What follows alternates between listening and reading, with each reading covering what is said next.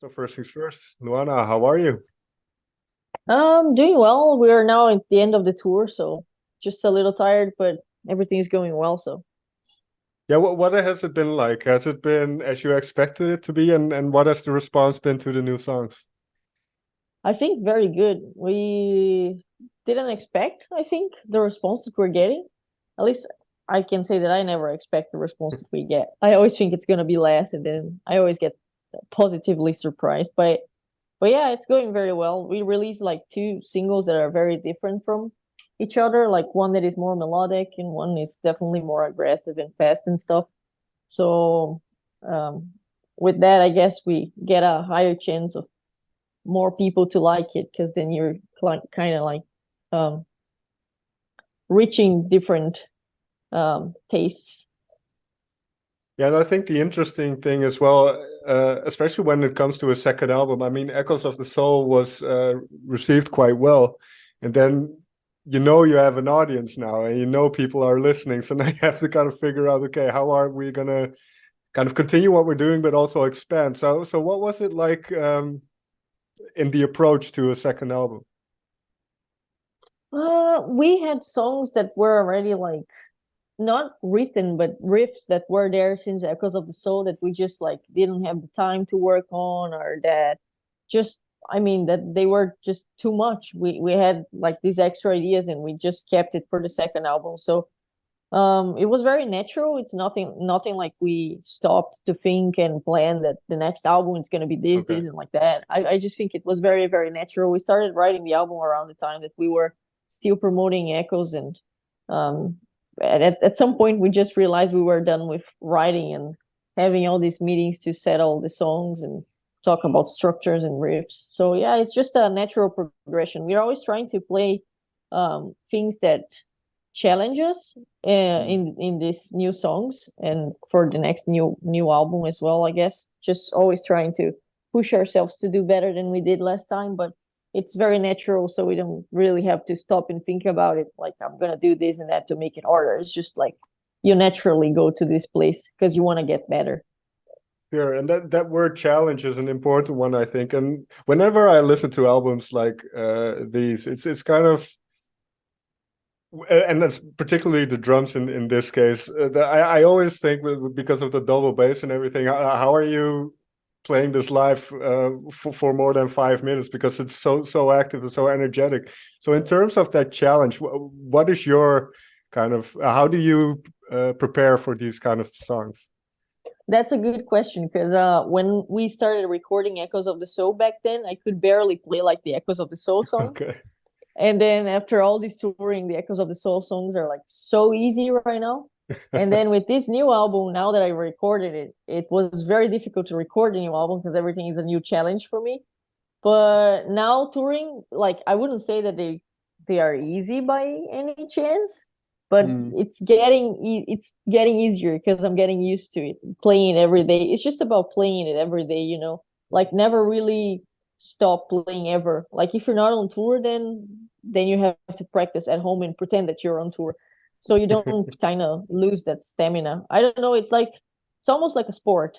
It is Yeah. not a sport. It's good to say that, but it's almost like a sport. You gotta be practicing every day and push yourself and practice like if you were at the gym or something, because otherwise it's just your body is not gonna do it. Or it will, but it will break at some point on tour. Yeah, especially that because it's stamina as well. You need to be like I said, you need to be able to do it for more than 5 minutes as well. So sorry, but I find it interesting, kind of keeping in game shape. Then, as you say, because if we go back to the beginnings when you started drumming as a young girl, what was the mentality, and has that mentality ever changed, or are you still in the same kind of mindset? When I started to play drums, I just decided that I would play drums because I didn't have anything else to do, to be honest. Like it wasn't really like, oh, I want to be a drummer or I want to do Okay. this for the rest of my life. It was more like I don't have friends here and I don't have hobbies, so I might as well start something that will fill my time and give me something to think about. And then I heard of someone that played drums and I decided that I would play drums as well. But then afterwards, just after I bought the drums and started to learn and everything, I got into metal and really into Slipknot, and saw like Joey Jordison playing all those blast beats and playing fast and doing all those cool things live that I haven't seen any other drummer do ever. And then I decided that I wanted to be a drummer for real and just go like really practice properly and try to go for lessons and search for people that could help me with achieving my goals and stuff. So I would say it did change with time, my Okay. goals, because when I started it was just a hobby, and with time it became more of a more and more important to me, that nowadays I don't see myself ever not playing drums. Like it is my main thing. Like I of course I have other things in life that I like to do and would like to perceive, but compared to drums, like there is nothing that comes even close. So yeah. Yeah, I can imagine, especially because it's so physical. It's also like almost like a meditation in a way, where you can just let all your thoughts go. So especially you mentioned, okay, I didn't have many friends, so I needed something to do. And there's also a song on the album called "The Outsider," and that's an interesting concept in terms of, especially people in more heavy and metal music, they feel like outsiders. So what at that time, what did making this type of music and getting into metal mean to you? What did it allow you to do? It's well, I think you briefly explained it very well, but it's just like when I was small, I always felt like, well, smaller. I can say I'm pretty small still. Just older. Just got older. Well, when I was a child, I always felt kind of different from the rest. Like, it's difficult to explain why you would feel different, but I just felt. And when I found metal, it was just like felt like I found my group of people almost. Mm. Like there is like this group of people that I don't fit that I'm always around, and then there's that group of people that for some reason I feel like I fit more, and then I just went for it. You just find yourself. In terms of your musicality, then, because I can imagine, I've never played drums, but I play a little bit of instruments here and there. I try to, at least, but you start by copying, I suppose, and you're seeing when, like, you mentioned Joey, and then how do you find your own style of drumming? How do you kind of figure out what you want to do and what you want to make? Oh, difficult question. I don't know, because I don't even know if I do have my own style. I mean, Mm, I do know that most people that follow me like to see blast beats, and that it's the thing that I do the most since I started playing blast beats. So if I had to say something that is a characteristic, is definitely blast beats. okay. But I wouldn't say, or at least I don't know if I have my own style still. But a very difficult question. I think just over time with recording more and more albums, you start to like kind of realize a pattern in the way that you write music that you maybe didn't even realize before you recorded all those albums. And that might be your style. I don't know. It's just I do realize that I have patterns that I like to repeat, like my style for feels and for the even the way I blast beat. It's like my own way to blast beat, this kind of technique for my hands and that kind of technique for this and that. But yeah, I think over time with playing and playing, you kind of realize what you like to play the most and how is your thinking process. Yeah, and I suppose it also depends on the people that you're in the band with, and kind of bouncing ideas off them. And Yeah, definitely, definitely. If the band goes to a totally different direction that I'm not used to, then I guess I'll go and practice that kind of thing to be able to reach that. So yeah. if we take Shades of Sorrow, the new album, then what is one album? What is one song? I like the drumming on Agents of Chaos, but what is one that sticks out for you in terms of maybe it was a challenge or it just came easy? Well, I will say Agents of Chaos is one of my favorite, Okay. because there's lots of like there is still the blast beats that I'm known for, but there's also like triplet double bass, which I love to do, and there are parts that are slower with more dynamic and ghost Right. notes and different fills and this and that, the tails here and there. But the most challenging song is definitely Trial of Traitors, because it's just about stamina.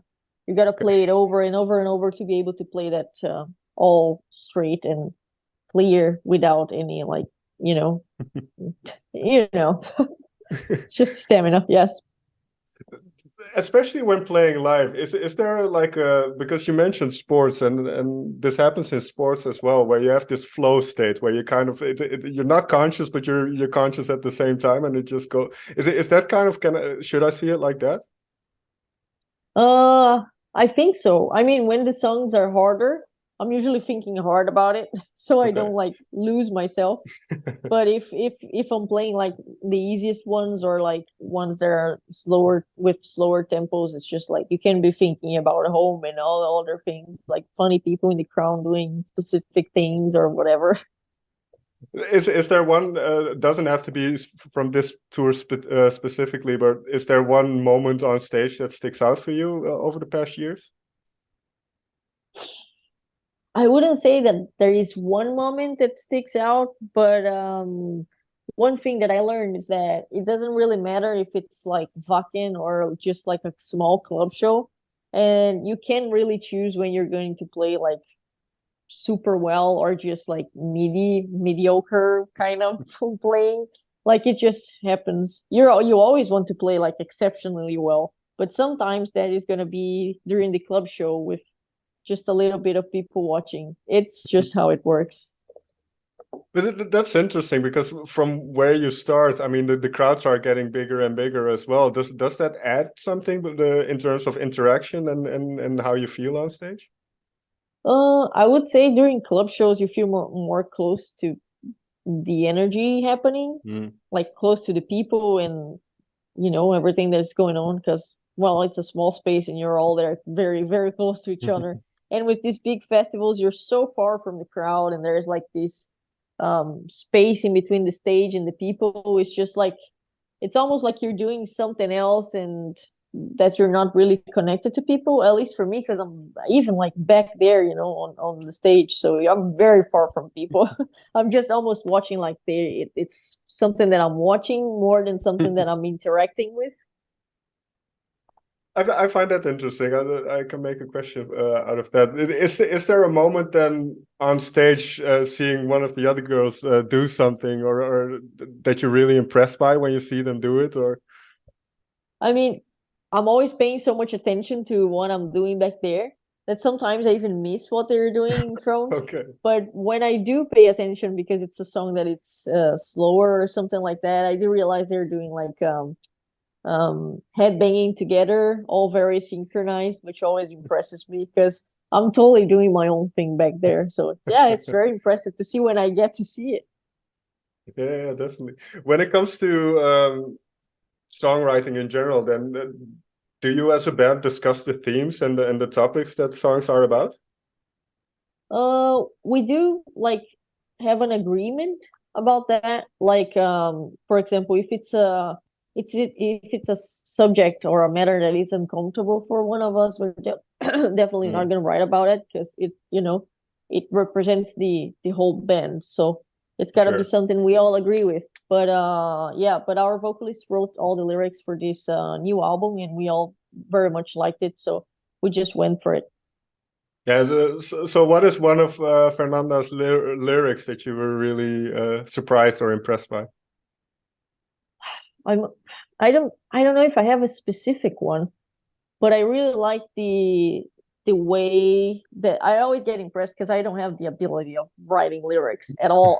Like I've tried before, but I have idea that I can't kind of put them in a way that it's you can sing them or that makes Sure. into a lyric and not just an informative text. So I'm always very impressed by how the subjects turn into lyrics and are put into the songs and that they fit the riffs and stuff.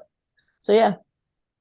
Yeah, because I think there's some very interesting topics that are being discussed on the album, and Lift the Blindfold was one thematically that I really liked because it's kind of empowering and kind of, okay, I'm choosing for myself and not let other people stand in my way. So can you feel that when you, this is going to sound like a crazy question, but can you feel that in terms of kind of trying to communicate that to the audience when you're playing it?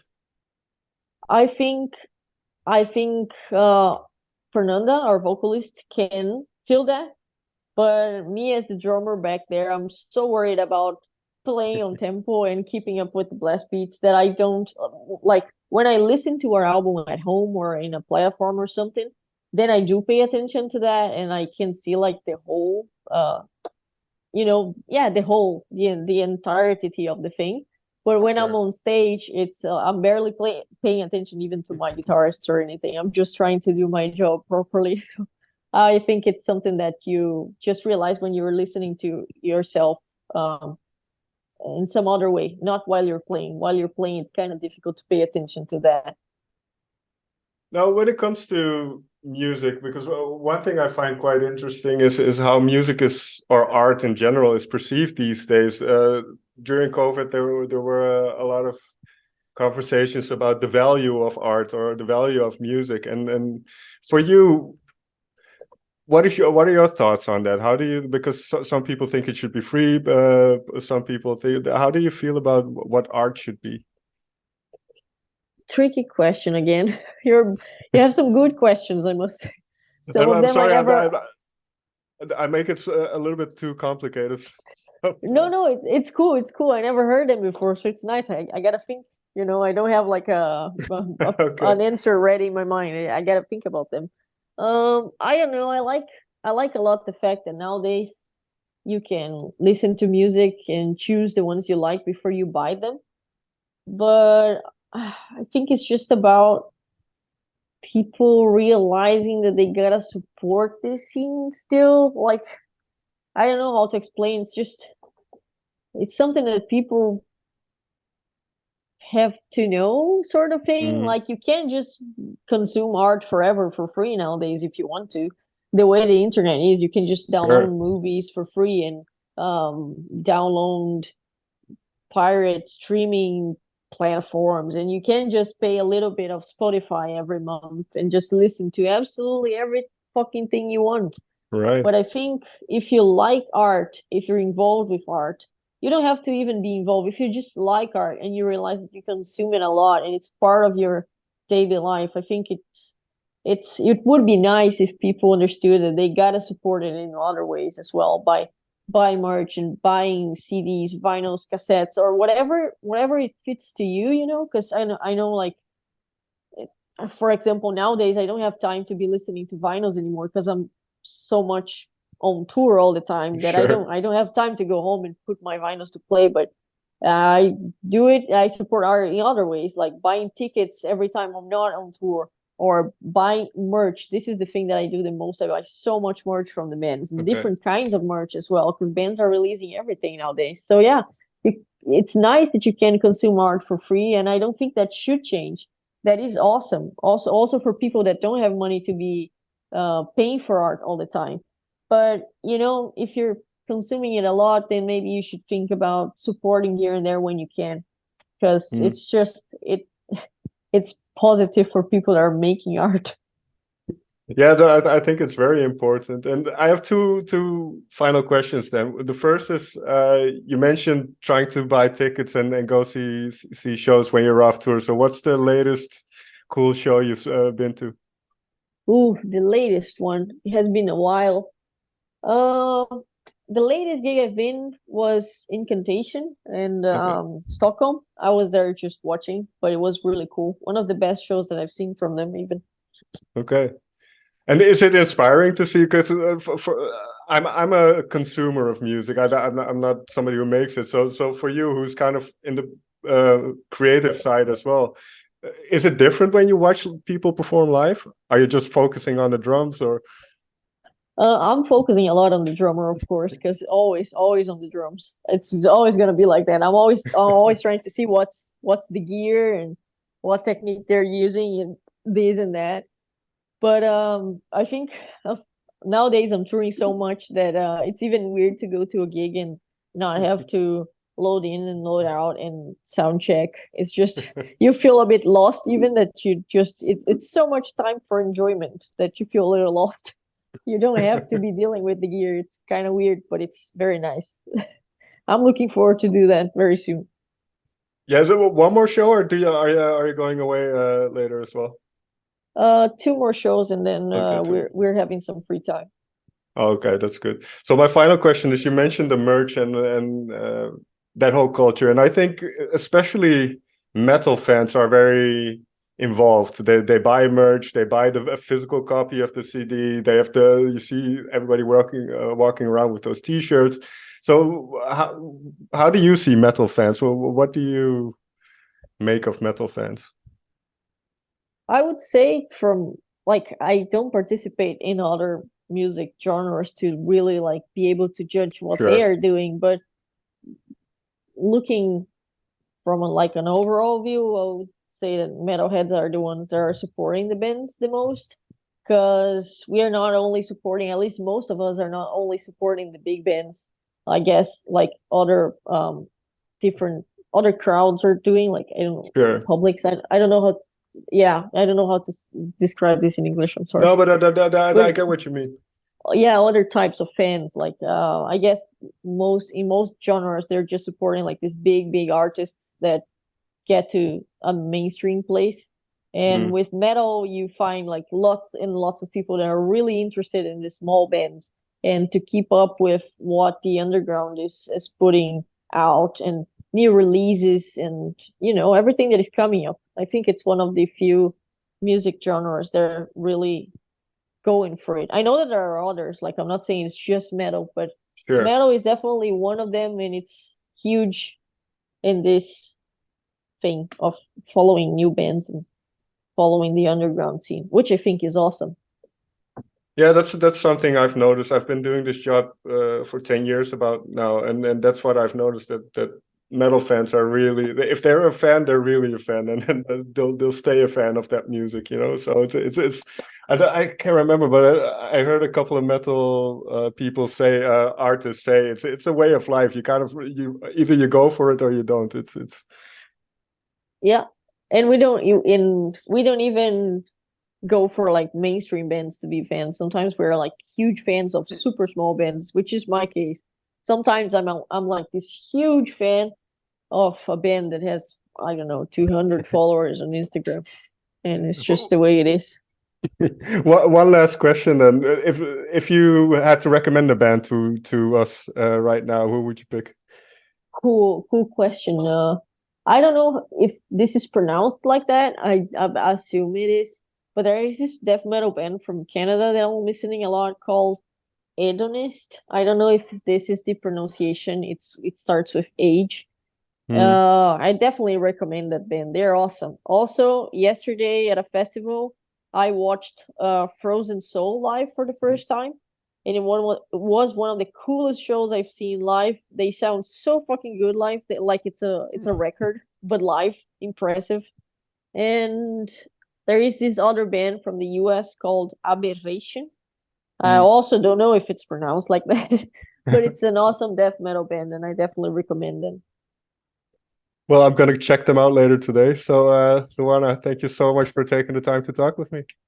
No, thank you for the invitation. Very, very cool interview.